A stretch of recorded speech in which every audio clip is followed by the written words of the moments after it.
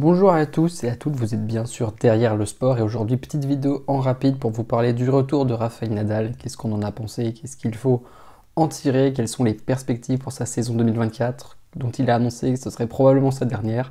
Et bien vous êtes au bon endroit si vous voulez savoir tout ça, on va en parler maintenant. Donc que penser de son retour au tournoi de Brisbane? Et bien alors je pense qu'il en a surpris plus d'un. Je pense qu'il n'y a pas grand monde qui le voyait performer à ce niveau d'entrée, lui qui a toujours un peu de mal à rentrer dans ses tournois après ses retours. Même que ce soit sur terre, sur dur, il a toujours eu un peu de mal sur les premiers matchs, mais là, bon, bah, globalement, premier match contre Dominic Thiem, et bah, tout de suite, premier point, service extérieur, 1-2, 1-2, et boum, praline en coup droit, décalage coup droit, toujours là. Non, dès le premier point, il avait donné le ton. Après, est-ce que Dominic Thiem était un révélateur du niveau de Nadal? J'ai envie de vous dire que non, parce que bien que ce soit des adversaires qui se connaissent et que Thiem l'a déjà battu à 6 reprises, et bah finalement, ouais, quand on voit son deuxième set, il n'y a pas grand-chose à tirer de ce match. À part que Nadal a été bon, hein, sincèrement, sur ce match, si je devais lui mettre une note, je mettrais peut-être 7,5, 8. Enfin, c'est très bon au service, moins en retour. Donc voilà, un premier test de passé contre Thiem. Il va contre Kubler, pareil, hein, on peut dire bah, il a très bien joué, oui, mais quand on voit l'adversité proposée, en fait on n'en sait rien. Il a bien joué, effectivement, il a beaucoup mieux servi, il a mieux retourné aussi également. Mais 6-1, 6-2 contre un mec qui était même un peu blessé à l'avant-bras, au-delà de la 100e place mondiale, pas de référence. Voilà, bon, encore une fois, un bon match, hein, très solide, mais on attendait d'en voir plus. Et là, contre Jordan Thompson, il y a quelques heures, on en a vu plus. Voilà, on a vu un Rafa qui a dû se battre, qui a été pour la première fois challengé au service. Thompson, c'est le premier mec qui la break dans le tournoi. On l'a vu, s'avancer sur les deuxièmes balles, prendre la balle très tôt, réussir des retours excellents. Nadal prend le premier set, Thompson prend le deuxième. D'ailleurs, Rafa doit plier le match. Hein, sincèrement, il a 3 balles de match, il doit en mettre une. Sur les 3, il y en a peut-être 2 qui ratent vraiment grossièrement, je trouve. Mais bon, voilà. Après, physiquement, ça pioche. Petite alerte à l'aine, là où il s'était blessé, donc on va attendre de voir. Je suis pas sûr que ça soit quelque chose de très sérieux, juste il a pas voulu prendre de risque, c'était une pointe, il a demandé le kiné, je pense pas qu'il y ait grand chose, mais bon, on va attendre de voir quand même.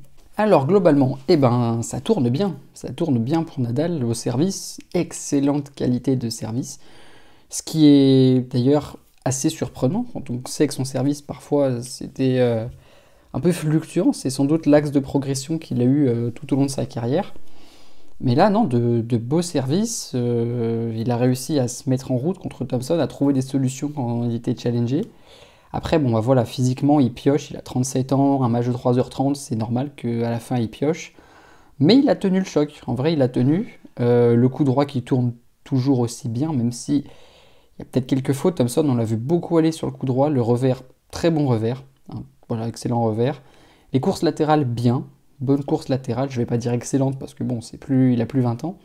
C'est les courses vers l'avant qui sont parfois difficiles. On a vu comme Thompson, quand Thompson a fait des amortis, Nadal y va, mais il baisse la tête, il serre les dents. On sent que c'est ça qui va être le plus dur à retrouver.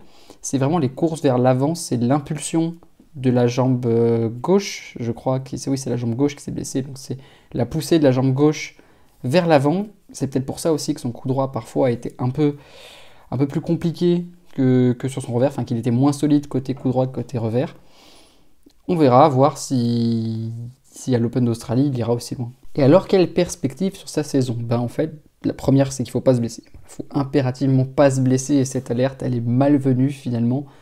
On le voyait à un bon niveau, il a un bon niveau, hein. Il joue, sincèrement, je pense qu'il joue top 30, Nadal. Mais il a un bon niveau, mais il faut pas se blesser. S'il se blesse, ouais, là, ça va être compliqué de revenir encore une fois, encore à 37 ans après. Bon, si c'est mineur, il sait, il connaît son corps. Mais bon, c'est censé être sa dernière année, en tout cas, c'est ce qu'il avait dit, c'est ce que lui pense. On espère qu'elle se passe bien malgré tout. Prédire l'avenir compliqué sur dur, je pense qu'à l'Open d'Australie, s'il a un tableau un peu ouvert, il peut passer 1-2 tours. Avoir la tête de série contre qui il va tomber, parce qu'il va forcément tomber contre une tête de série assez vite, en espérant peut-être pas un Novak Djokovic ou un Carlos Alcaraz au premier tour. Celui qui le poserait le plus de problèmes, je pense que c'est Sinner, avec sa puissance. Et si Rafa, il a du mal encore un peu à bouger latéralement, je pense que c'est Sinner qui va lui poser des problèmes. Mais bon, on verra. Globalement, sur terre battue, je pense qu'il peut faire quelque chose sur terre battue. Bah, on le sait, il a grandi dessus, il a encore de la marge. À voir Comment la saison évolue, peut-être qu'il va zapper le gazon s'il est trop émoussé après Roland-Garros, ou peut-être jouer que Wimbledon, mais on verra. Et après, la tournée américaine, US Open, etc., j'en attends pas grand-chose, vraiment. Ce qui va conditionner sa saison, pardon, c'est la terre battue. À voir s'il est capable d'aller chercher un 15e Roland-Garros, à voir s'il est capable d'aller chercher les JO aussi. Et oui, voilà, on espère une belle saison pour Nadal. Je pense qu'il peut finir la saison dans le top 15. Allez, top 15 s'il se blesse pas. On prend les paris et on se revoit en novembre. Et vous, qu'est-ce que vous avez pensé de ces quelques matchs de Rafael Nadal? Qu'est-ce que vous voyez comme axe de progression? Va-t-il retrouver son meilleur niveau? Alors son meilleur niveau, je pense qu'il est derrière lui, mais va-t-il retrouver un niveau nécessaire pour gagner un grand chelem, ou suffisant pour gagner un grand chelem plutôt? À vous de me le dire dans les commentaires, n'hésitez pas à liker, commenter, partager cette vidéo comme d'habitude, à vous abonner si elle vous a plu. Il y a les pronos de l'Open d'Australie qui arrivent bientôt, après le tirage au sort, donc jeudi prochain normalement. Et il y a quelques autres vidéos tennis qui devraient arriver, j'ai plein d'idées. Et quant à nous, on se retrouve bientôt, donc jeudi. Ciao ciao.